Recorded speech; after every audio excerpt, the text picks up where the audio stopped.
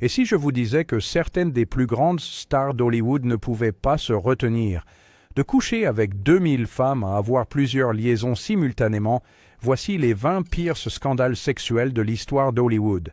Nous commençons par un scandale qui a secoué l'industrie du divertissement. Le premier scandale de notre liste concerne le réalisateur et acteur américain Woody Allen. En août 1992, Allen a été accusé par sa fille adoptive de 7 ans, Dylan Farrow, de l'avoir agressée sexuellement chez sa mère adoptive, l'actrice Mia Farrow, à Bridgewater, Connecticut. Allen a toujours nié ces accusations. Au moment de l'accusation, Allen et Mia Farrow étaient ensemble depuis 12 ans et avaient 3 enfants, 2 adoptés, Dylan et Moses, et un biologique, Satchel, maintenant connu sous le nom de Ronan Farrow. La plainte pour abus sexuel est survenue 8 mois seulement après que Mia Farrow a découvert qu'Allen entretenait une relation avec une autre de ses filles adoptives, Soon-Yi Previn. Soon-Yi, qui a finalement épousé Allen en 1997, avait 21 ans et était étudiante en première année d'université lorsque Mia Farrow a découvert la liaison. Allen a suggéré que Mia Farrow avait fabriqué l'accusation de molestation par vengeance pour sa relation avec Soon-Yi. Le procureur de l'État du Connecticut a examiné les allégations, mais a choisi de ne pas porter d'accusation. Dylan a également été examiné par la clinique des abus sexuels sur enfants de l'hôpital Yale New Haven, qui a conclu qu'Allen ne l'avait pas abusée et qu'elle pourrait avoir été influencée ou dirigée par Mia Farrow. Le département des services sociaux de New York n'a également trouvé aucune preuve crédible pour soutenir la déclaration de Dylan. En réponse, Allen a demandé la garde exclusive de Dylan, Satchel et Moses, mais a perdu le procès en juin 1993. Bien que le juge ait déterminé que l'allégation d'abus sexuels n'avait pas été prouvée, les visites avec Dylan ont été suspendues pendant 6 mois pour l'aider à se remettre du traumatisme de la bataille pour la garde. Allen a été autorisé à avoir des visites supervisées limitées avec Satchel, tandis que Moses, qui était adolescent, avait le choix de décider par lui-même. Cette décision a été réaffirmée lors des appels en 1994 et 1995. Au fil des années, Dylan, désormais adulte, a répété les allégations à plusieurs reprises, bien que son récit ait varié par rapport à la version initiale de 1992. Dylan a d'abord parlé ouvertement de l'incident lors d'une interview en 2013 avec Maureen Orth dans Vanity Fair, suivie d'une lettre ouverte en 2014 dans le New York Times et d'un article d'opinion en 2017 dans le Los Angeles Times. En réponse, Allen a constamment nié les accusations dans une tribune du New York Times et une déclaration de 2018 à CBS News, entre autres. Malgré les efforts répétés de Dylan pour attirer l'attention sur le sujet et le déni public constant d'Allen, le différend reste non résolu et continue de susciter la controverse et le débat. La situation soulève d'importantes questions sur la manière dont la société aborde et enquête sur les allégations d'abus, en particulier lorsque la personne accusée est une figure publique puissante et bien connue. Pour compliquer davantage l'histoire, Mia Farrow a fait face à des accusations de maltraitance d'enfants de la part de 2 de ses enfants, et Soon-Yi, qui ont également affirmé qu'elle a manipulé Dylan pour lui faire croire qu'elle a été abusée. Dans une lettre de 2018, Moses, qui avait 14 ans au moment de l'incident allégué et était chargé de surveiller Dylan, a détaillé pourquoi il pense que l'accusation d'abus est fausse. Il a décrit son soutien forcé à Mia Farrow comme la plus grande erreur de sa vie, en disant « Tellement de fois, j'ai vu ma mère essayer de la convaincre qu'elle a été abusée, et ça a marché. » Ce scandale reste l'un des plus controversés à Hollywood, avec de fortes opinions des 2 côtés et des impacts durables sur tous les impliqués. À venir ensuite, le scandale impliquant Hugh Hefner. En 1953, lorsque Hugh Hefner avait 27 ans, il a lancé le magazine Playboy. Ce magazine masculin est devenu très populaire et controversé car il publiait des photos nues de femmes, ainsi que des nouvelles de fiction, de longs articles et des interviews. Playboy a été salué pour s'éloigner des valeurs américaines traditionnelles et étroites d'esprit pendant la révolution sexuelle des années 1960, lorsque les femmes célibataires ne pouvaient pas obtenir de moyens de contraception. Hefner soutenait les droits à l'avortement et les droits des personnes LGBTQ+. Son magazine a offert une plateforme à d'importants écrivains et militants noirs comme Malcolm X et James Baldwin. Cependant, à mesure que l'empire de Playboy grandissait, le magazine a fini par perdre de sa popularité. En 2015, il a brièvement cessé de publier des photos de nus.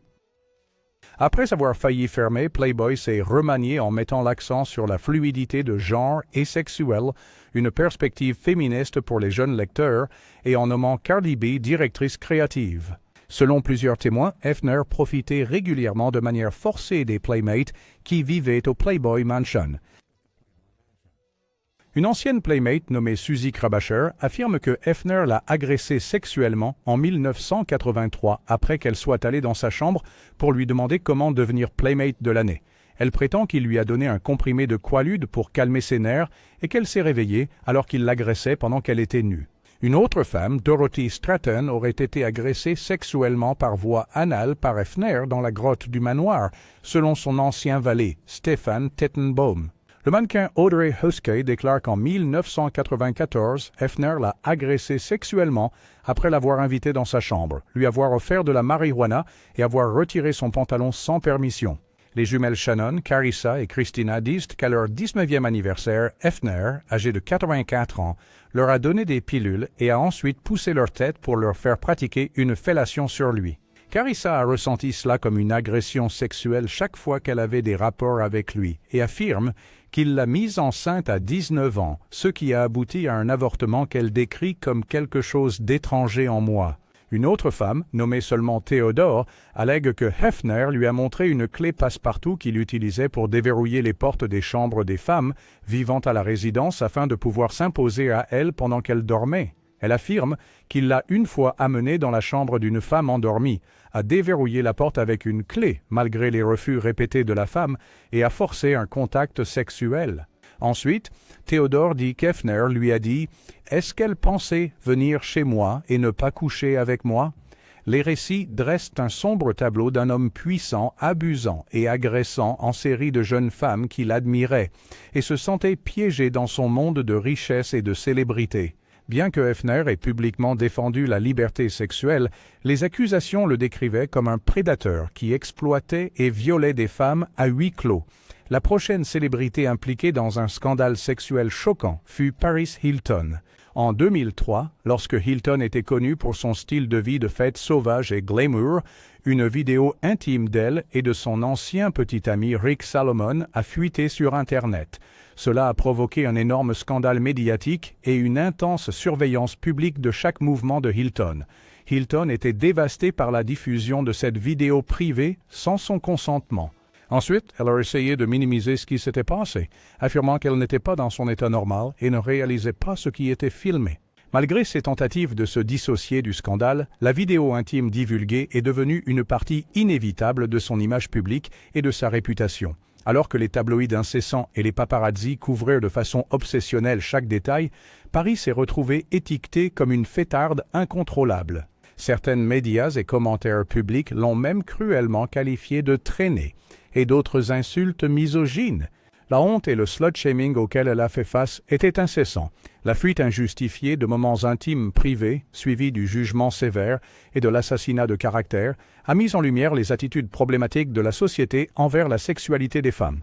Bien que la personnalité de fêtarde de Hilton ait reçu de nombreuses critiques, la réaction du public à son scandale de sextape a montré une acceptation troublante du slut-shaming et un manque de compassion pour l'exploitation de moments privés. La prochaine place est pour l'acteur et réalisateur controversé Mel Gibson, dont la carrière a été ternie par plusieurs scandales impliquant des éclats offensants et haineux. Au début des années 1990, Mel Gibson a fait face à des accusations d'homophobie après avoir tenu des propos désobligeants sur les homosexuels dans une interview avec le journal espagnol El País. Malgré les appels à présenter des excuses, Gibson a maintenu ses remarques, ce qui a conduit à de nouvelles accusations d'homophobie concernant son film Braveheart.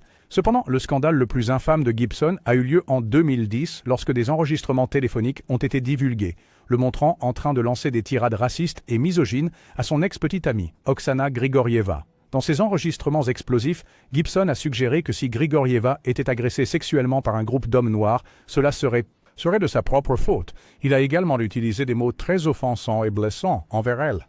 Dans les retombées, Gibson a été visé par une ordonnance restrictive pour violence domestique, lui interdisant tout contact avec Grigorieva et leur fille. Bien que l'enquête pour violence domestique ait finalement été abandonnée lorsque Gibson a plaidé nolo contender pour coup, les dégâts à sa réputation furent sévères. Les enregistrements controversés, chargés de langage raciste, sexiste et menaçant, ont été largement condamnés. Les violentes explosions de Gibson semblaient confirmer les critiques de longue date concernant ses opinions et son comportement. En conséquence, il s'est retrouvé essentiellement mis à l'écart d'Hollywood pendant près d'une décennie. Quelques partisans comme Robert Downey Jr. ont plaidé pour le pardon, mais ce n'est qu'avec le succès de celle 2016, Tu ne tueras point, que Gibson a semblé réhabiliter son image dans une certaine mesure dans l'industrie. Néanmoins, les enregistrements troublants ont soulevé de graves préoccupations concernant son caractère personnel qui pourrait ne jamais être entièrement dissipé. Le prochain grand scandale de célébrité se concentre sur la chute de la princesse de la pop, Britney Spears. À la fin des années 1990 et au début des années 2000, Spears régnait comme une figure emblématique de la culture pop, adorée par des fans du monde entier pour sa musique et son image prudemment orchestrée de vierge. Cependant, ce personnage saint a commencé à se défaire en 2004. Cette année-là, Spears a stupéfié le monde du divertissement en épousant précipitamment son ami d'enfance Jason Alexander lors d'un mariage impulsif à Las Vegas. Bien que le mariage ait été annulé en 55 heures, cet épisode bizarre a déclenché un cirque médiatique brûlant. Britney a fait face à un retour de flamme intense et à des critiques pour sa décision précipitée et impulsive, vue comme la première fissure dans son image, jusque-là impeccable. Juste après le fiasco de Vegas, Spears s'est lancé dans une nouvelle romance avec son danseur, Kevin Federline. Leur relation tourbillonnante a suscité des interrogations, tout comme le comportement public de Britney, de plus en plus audacieux pendant cette période. Des photographies émergeaient constamment de la pop star faisant la fête intensément et mettant des sous-vêtements, bien loin de la personnalité chaste qui l'avait rendue célèbre. Cet événement a marqué le début d'une période difficile pour Spears, alors que sa vie et son comportement devenaient plus instables, et que la perception du public à son égard commençait à changer. Les gens qui l'avaient autrefois aimée et admirée ont commencé à la juger, à se moquer d'elle, et à s'inquiéter de ses problèmes personnels, qui étaient maintenant exposés au grand jour. La lutte et le déclin de Spears étaient des exemples de la dureté avec laquelle la société peut traiter les jeunes célébrités féminines, qui sont censées maintenir un niveau de perfection impossible, tout en vivant sous un examen public constant. Sa chute en disgrâce a mis en évidence la pression intense et l'impact négatif que la célébrité peut avoir sur la vie de ceux qui se trouvent sous ses projecteurs. Maintenant, examinons les allégations d'inconduite sexuelle contre l'ancien président Bill Clinton par plusieurs femmes sur plusieurs décennies. Pendant son mandat dans les années 1990, Clinton a fait face à une poursuite pour harcèlement sexuel intentée par une employée de l'État de l'Arkansas, Paula Jones, qui l'accusait de s'être exhibée devant elle dans une chambre d'hôtel en 1991, avant qu'il ne devienne président. Les allégations sont devenues publiques en 1994, déclenchant une tempête médiatique. Cependant, des affirmations encore plus troublantes ont émergé plus tard de la part d'autres femmes. Kathleen Willey a allégué que Clinton l'avait pelotée contre sa volonté lors d'une réunion au bureau Oval en 1993 et Juanita Broaddrick a accusé Clinton d'avoir abusé d'elle avec force en 1978 lorsqu'il était procureur général de l'Arkansas. Ces accusations n'ont été rendues publiques qu'en 1999, vers la fin de la présidence de Clinton. Plus récemment, en 2016, une autre femme nommée Leslie Milwee a déclaré que Clinton l'avait agressée sexuellement en 1980, alors qu'il était gouverneur de l'Arkansas. Clinton a catégoriquement nié toutes les accusations d'agression sexuelle et de mauvaise conduite portées contre lui au fil des ans, remettant en question la crédibilité de ses accusateurs. Cependant, les accusations croissantes ont jeté une ombre sur son héritage et ont attiré une attention renouvelée à l'ère Hot Me Too. Les détails salaces entourant l'arrestation en 1995 de l'acteur Hugh Grant avec la travailleuse du sexe Divine Brown sont devenus une obsession médiatique internationale. Si les indiscrétions de Grant ont fait les gros titres, le véritable enjeu pour la presse tabloïde britannique agressive était d'obtenir l'histoire non filtrée directement de Brown elle-même. Les journalistes ont honteusement admis mener une course acharnée pour être les premiers à retrouver et payer Brown pour son récit de première main de cette nuit fatidique avec la star de cinéma. C'est le célèbre News of the World de Rupert Murdoch qui a triomphé, payant selon les rumeurs à Brown la somme stupéfiante de $100 000 pour son histoire. Dans son récit lucratif, Brown n'a pas hésité à partager les détails sordides. Elle a affirmé que Grant avait ouvertement exprimé son fantasme de longue date d'être intime avec une femme noire. Au-delà de la nature troublante de ce récit, cela a révélé les problèmes sociétaux plus larges de la fétichisation raciale, qui alimente souvent des perceptions stigmatisées du travail du sexe et des personnes impliquées dans l'industrie. Le paiement important de Brown pour son récit franc a mis en lumière les pratiques de certains médias, motivés par le profit et peu éthiques à l'époque. La fixation des gens sur chaque détail croustillant montrait comment la société était à la fois captivée par et critique des sujets comme le sexe, la célébrité et les expériences des travailleurs du sexe. Le prochain scandale implique John Travolta. Il y a quelque temps, un masseur a poursuivi John Travolta pour 2 millions de dollars. Vous voulez savoir pourquoi? Eh bien, il a dit que Travolta l'a touché de manière inappropriée et a demandé du sexe dans un hôtel luxueux. L'homme a dit qu'il avait trouvé Travolta en ligne et qu'il était payé 200 $ de l'heure pour lui donner un massage. Lorsque le masseur a dit non aux demandes inappropriées de Travolta, Travolta l'aurait accusé d'être égoïste. Travolta a affirmé qu'il avait dû faire des faveurs sexuelles pour lancer sa carrière d'acteur dans l'émission Welcome Back, Kotter. Cependant, les représentants de Travolta ont répondu qu'ils ont la preuve qu'il n'était même pas en Californie à la date de l'agression supposée. Ils disent que Travolta prévoit de contre-attaquer pour un procès malveillant. Indépendamment de qui a raison ou tort, le procès contient des descriptions très détaillées et bizarres qui ressemblent plus à une histoire érotique imaginaire qu'à un événement réel. La poursuite fournit cependant quelques détails mineurs ridicules. Elle décrit les habitudes alimentaires de Travolta, la compagnie qu'il garde et le genre de véhicule chic et désordonné qu'il conduit. Ces petits points éclairent comment la version fictive de Travolta agit supposément dans la vie réelle. Dans un autre scandale, la gentille actrice Sandra Bullock a rencontré des problèmes à cause de son mari de l'époque, Jesse James. Après 5 ans de mariage, plusieurs femmes se sont manifestées en 2010 en disant qu'elles avaient eu des relations secrètes avec James alors qu'il était marié à Bullock. L'actrice oscarisée et son mari animateur de télévision ont rapidement divorcé après que les affaires ont été révélées. Depuis, James a parlé de son comportement infidèle, allant même jusqu'à dire que tromper fait partie de la vie. Ses commentaires ont été considérés comme insensibles et cherchant à excuser ses actions blessantes envers Bullock pendant leur mariage.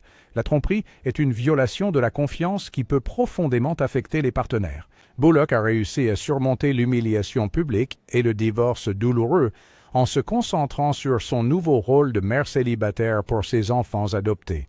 Sa gestion mature du drame personnel n'a fait qu'accroître sa réputation parmi ses admirateurs. Il est temps d'accueillir Kim Kardashian sur notre liste.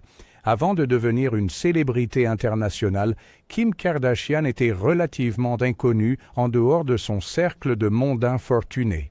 Tout cela a changé en 2007 lorsqu'une sextape privée qu'elle avait réalisée avec son petit ami Ray G a été diffusée sur Internet sans son consentement. Du jour au lendemain, le nom de Kim est devenu reconnaissable pour des millions de personnes alors que la vidéo explicite devenait virale en ligne. Ce qui était censé être un moment intime a été soudain exposé au monde entier, laissant la famille Kardashian sous le choc de l'humiliation et de la tempête médiatique. Cependant, la famille a rapidement reconnu une opportunité au milieu du scandale. Ils ont tiré parti de l'intérêt public accru en lançant leur émission de télé-réalité, L'incroyable famille Kardashian. Alors que la fascination pour la sextape persistait, l'audience de la nouvelle série documentaire sur leur vie augmentait également. Les Kardashian ont fait preuve de brillants instincts marketing, transformant la situation scandaleuse en une véritable marque et empire lucratif. Les endossements de produits, les initiatives commerciales et les entreprises commerciales centrées sur la personnalité ont généré une richesse colossale. Kim elle-même a embrassé la célébrité accrue avec confiance plutôt que de s'en éloigner. Alors que le succès était stupéfiant d'un point de vue commercial, les Kardashian ont fait face à de vives critiques sur ce que beaucoup considéraient comme une ascension injuste vers la célébrité. Elles ont été accusées d'exploiter et de tirer profit d'une cassette sexuelle privée d'une manière qui rabaissait les valeurs sociétales. Des débats faisaient rage pour savoir si le pivot de la famille vers la super célébrité de la télé-réalité représentait un entrepreneuriat innovant ou une atteinte grossière à la dignité humaine pour un gain matériel. Quoi qu'il en soit, on ne peut nier que Kim Kardashian est maintenant l'une des femmes les plus riches de l'industrie du divertissement et est admirée par tant de personnes. À venir ensuite, Tiger Woods. Woods était autrefois le roi incontesté du golf, non seulement l'un des meilleurs joueurs de tous les temps, mais aussi une figure pionnière qui a brisé les barrières raciales et apporté une popularité sans précédent à ce sport historiquement dominé par les Blancs. Avec son héritage racial mixte et son charme personnel, Woods a transcendé le jeu lui-même pour devenir une icône mondiale et un ambassadeur de marque sans pareil. Cependant, son image de garçon en or s'est effondrée lors d'un scandale dramatique en 2009. Cela a commencé tôt le matin du 27 novembre lorsque Woods est sorti de son allée dans son SUV près d'Orlando et a fini par percuter l'arbre d'un voisin et une bouche d'incendie. Le bruit fort de la collision a attiré sa femme, Elin Nordegren, qui est sortie en courant. Elle a dû casser la vitre du véhicule avec un club de golf pour sortir son mari blessé de l'épave sur la rue, alors qu'il était à demi conscient. Bien qu'aucun alcool ne soit en cause, Woods avait pris des analgésiques Vicodin sur ordonnance plus tôt dans la soirée, selon les déclarations de Nordegren à la police. Il a subi de graves blessures nécessitant une hospitalisation, mais l'amende relativement mineure pour conduite qu'il a reçue s'est avérée être le moindre de ses soucis. L'incident sensationnel a immédiatement déclenché une frénésie médiatique, avec des journalistes descendant pour creuser dans les spéculations de problèmes plus profonds derrière la scène dramatique. Bientôt, une vague de révélations a émergé sur l'infidélité effrénée de Woods et ses nombreuses maîtresses au fil des ans. Malgré son image soigneusement cultivée d'homme de famille, Woods avait entretenu des liaisons avec une multitude de femmes à travers le pays. Elle comprenait une hôtesse VIP de Las Vegas, divers mannequins et employés de discothèques, et même plusieurs stars de films pour adultes. Certaines maîtresses présumées ont affirmé avoir été payées des sommes importantes pour garder le silence sur leurs aventures avec la superstar du golf. D'autres ont dit avoir reçu des menaces de la femme furieuse de Woods lorsqu'elle a découvert les liaisons. Face à une chute épique, Woods a pris une pause indéfinie du golf professionnel pour tenter de réparer son mariage brisé et sa réputation publique. Il a perdu des contrats de sponsoring lucratifs avec de grandes marques comme Accenture, AT&T et Gatorade, bien que Nike l'ait soutenu. Bien que Woods ait finalement repris sa carrière de joueur après avoir divorcé de sa femme en 2010, il n'a jamais complètement retrouvé son aura de domination et d'irréprochabilité marketing. Rongé par des blessures chroniques au dos nécessitant de multiples interventions chirurgicales, il a eu du mal à retrouver sa forme d'élite pendant des années, jusqu'à ce qu'il remporte finalement un autre titre majeur au Masters de 2019. Parlons maintenant de la célébrité Hulk Hogan. Hulk Hogan a été l'une des plus grandes stars de l'histoire du catch professionnel. Il était connu pour sa personnalité plus grande que nature et ses phrases cultes comme « Qu'est-ce que tu vas faire quand Hulkamania se déchaîne contre toi ?» Cependant, Hogan a fait face à un scandale choquant en 2012 qui a terni son image. Cette année-là, une sextape privée montrant Hogan et la femme de son meilleur ami, la personnalité de la radio Bubba the Love Sponge, a été publiée en ligne sans le consentement de Hogan. Dans la vidéo, on entend même Bubba donner sa permission à Hogan et sa femme, Heather Clem, d'être intimes pendant qu'ils travaillaient à proximité. Après qu'ils aient terminé, Hogan plaisanta grossièrement que la cassette pourrait financer leur retraite. Hogan a poursuivi Clem et Bubba pour atteinte à sa vie privée et a remporté un règlement. Mais la véritable bataille juridique était contre le site d'information Gawker, qui avait publié une partie de la vidéo compromettante en ligne. Hogan les a poursuivis en justice et a obtenu un jugement massif de 91 millions de dollars pour diffamation, dommages émotionnels et violation de son droit à la vie privée. Le scandale a porté un coup majeur à l'image familiale de Hogan, qu'il avait rendu héros pour des millions de fans de catch au fil des décennies. Le scandale d'Anthony Weiner prend la place suivante sur notre liste. Il était autrefois une étoile montante du Parti démocrate, en tant que député des États-Unis de la ville de New York. Cependant, sa carrière politique s'est effondrée en raison de son penchant pour envoyer des messages et des images sexuellement explicites à plusieurs femmes via les réseaux sociaux, un comportement inapproprié qui est devenu connu sous le nom de sexting. Le premier scandale éclata en 2011 lorsque Weiner posta accidentellement un lien sur Twitter contenant une photo suggestive de son sous-vêtement gonflé, destiné à une femme de 21 ans. Après l'avoir nié initialement, il a finalement admis avoir envoyé la photo obscène, ainsi que d'autres photos et messages explicites à plusieurs femmes au fil des ans, même pendant qu'il était marié. Les révélations ont provoqué un tollé et Viner a annoncé sa démission du Congrès en juin 2011 au milieu de la tempête. Cependant, son habitude de sexting s'est avérée être plus qu'un simple écart de jugement. En 2013, Viner a tenté un retour politique en se présentant à la mairie de New York. Mais un autre scandale a éclaté lorsqu'il est apparu qu'il avait continué à envoyer des messages et des photos à caractère sexuel à plusieurs femmes, y compris après sa démission du Congrès. Weiner resta défiant et dans la course jusqu'à la fin, se classant 5e aux primaires démocrates.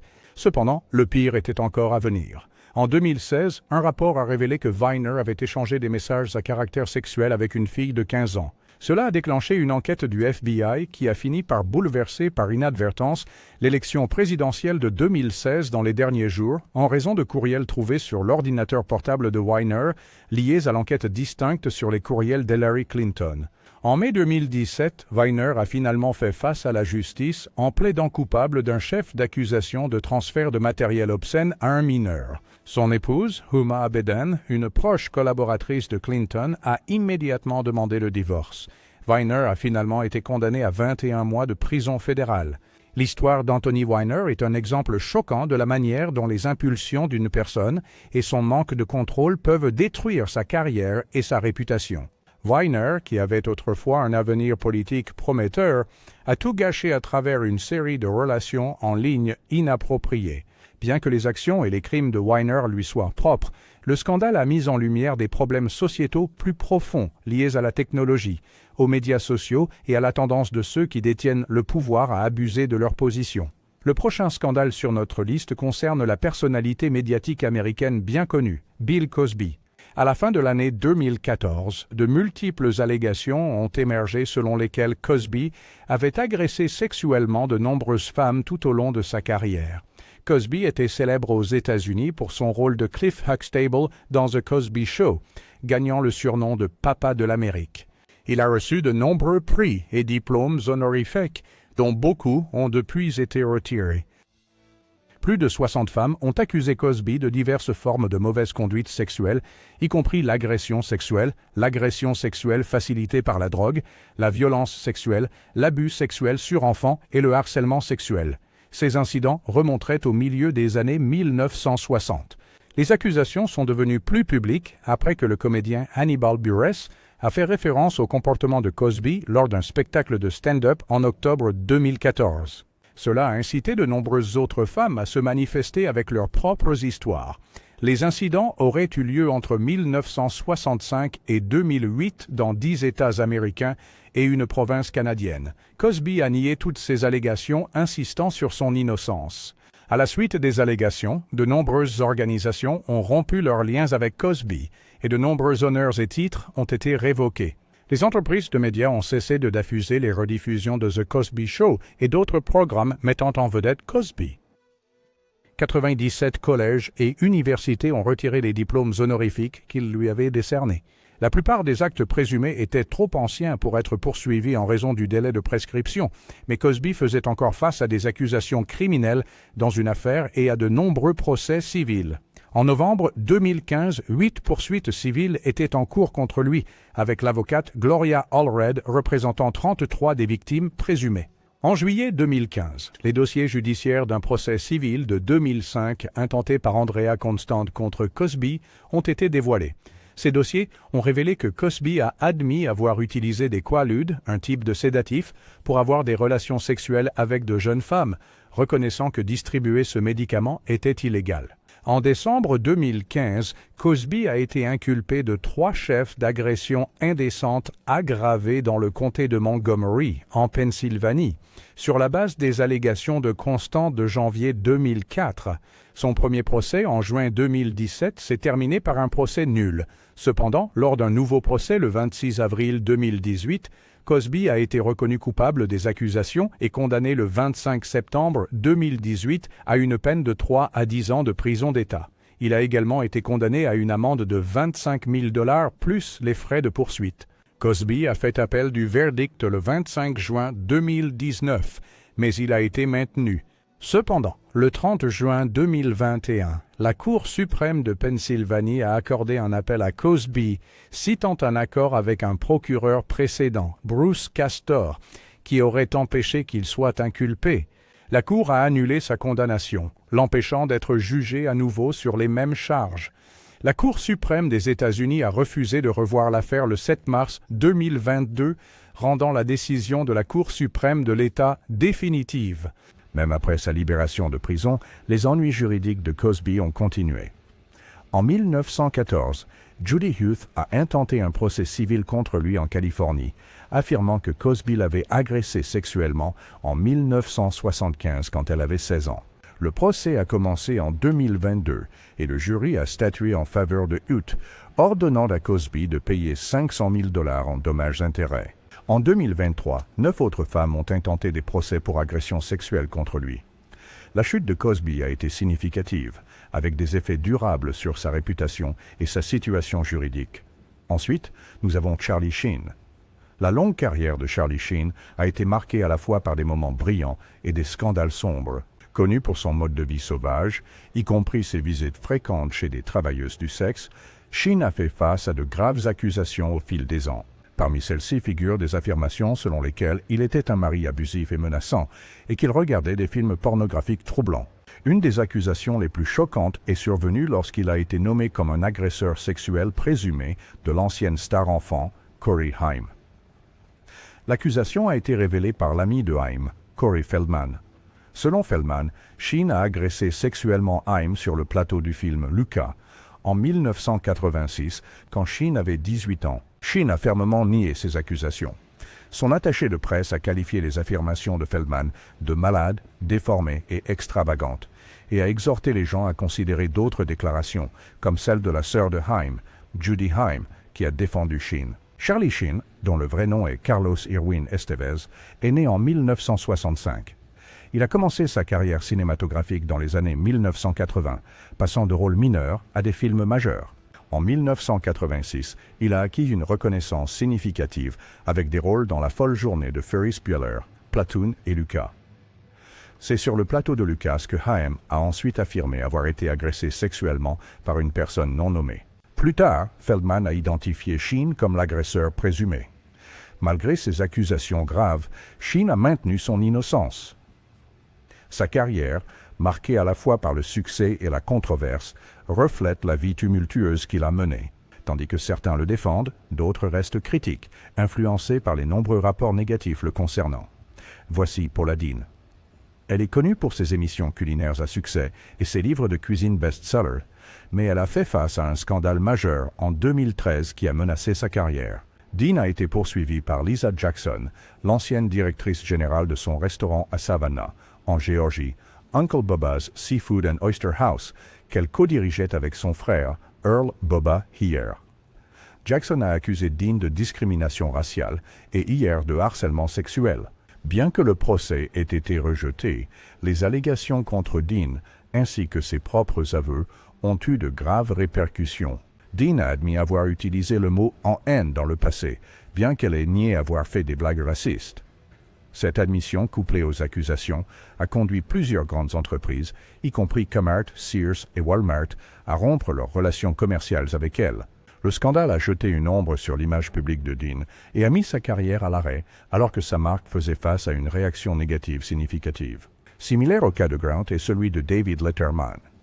David Letterman, le comédien adoré et animateur de télévision de fin de soirée, a fait face à un scandale majeur en octobre 2009 lorsqu'il a été révélé qu'il avait eu des liaisons extra-conjugales avec des employés, y compris son assistante, Stephanie Birkitt.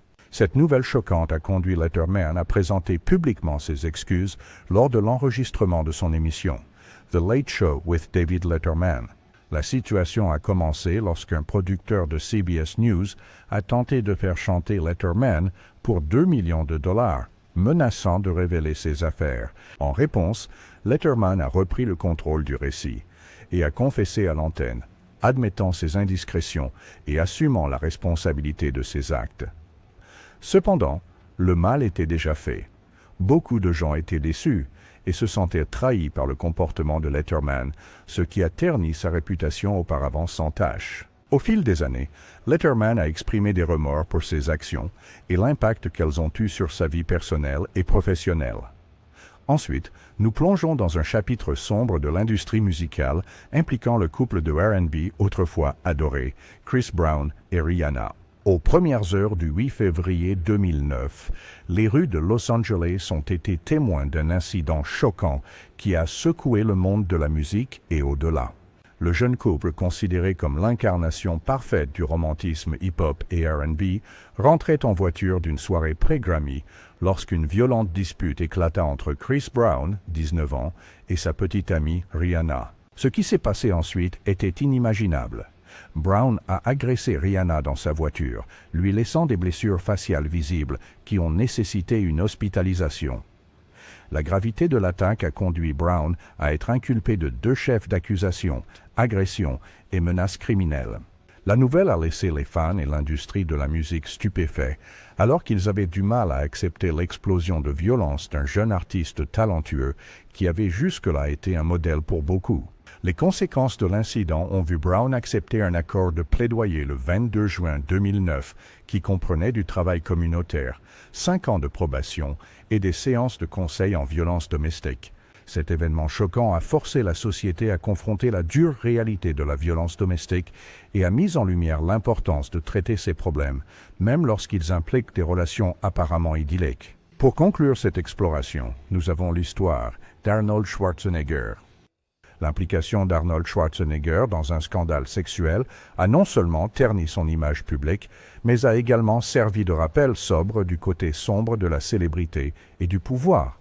La révélation qu'il avait eu un enfant avec son ancienne gouvernante, Mildred Baena, et réussi à garder le secret pendant plus d'une décennie, a exposé le contraste flagrant entre la personnalité légendaire de Schwarzenegger et ses choix personnels discutables. En plus du scandale entourant l'affaire de Schwarzenegger avec sa femme de ménage, 4 autres femmes ont porté des accusations de conduite sexuelle inappropriée contre l'ancien gouverneur. L'une des accusatrices, une femme de 51 ans, a affirmé que Schwarzenegger l'avait immobilisée et lui avait donné la fessée dans un studio de post-production à Los Angeles en 2000. Alors que Schwarzenegger a nié les allégations formulées par 3 des femmes, le nombre croissant d'accusations dépeignait une image troublante d'un homme puissant utilisant potentiellement son influence pour se livrer à un comportement inapproprié et non consensuel.